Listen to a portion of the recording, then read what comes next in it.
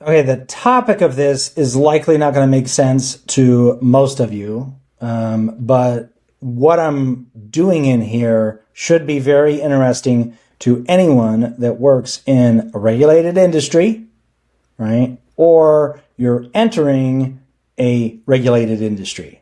So if any of that qualifies to you, then you should probably pay attention here. So you'll see I'm using ChatGPT with plugins because I like being able to read, access the web easier and read PDFs.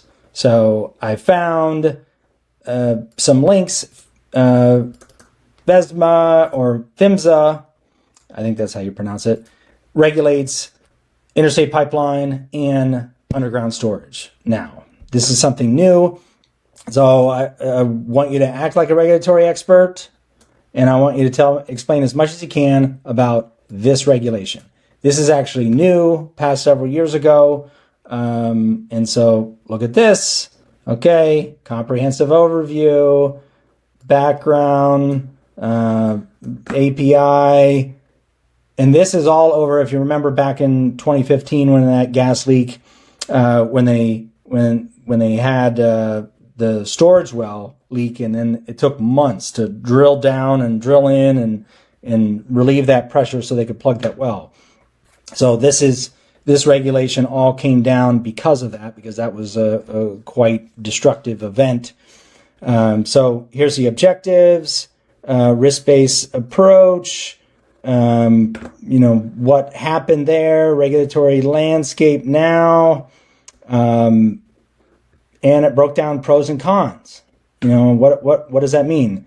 Okay, here's a list of questions, right? That's there, and provide me an overview of those questions. So this was like some information that was on the government site, and I wanted to have, and I wanted more information on how to convert a legacy gas field, because the family owns one in Ohio.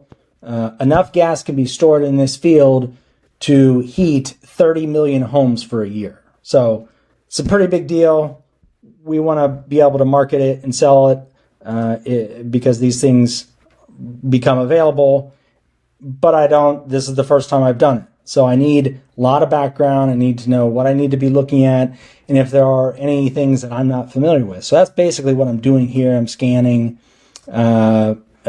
converting the storage, the conventional field to storage, and information design on how to keep records. So now I'm getting into the details of what's in those regulations, what you have to have available.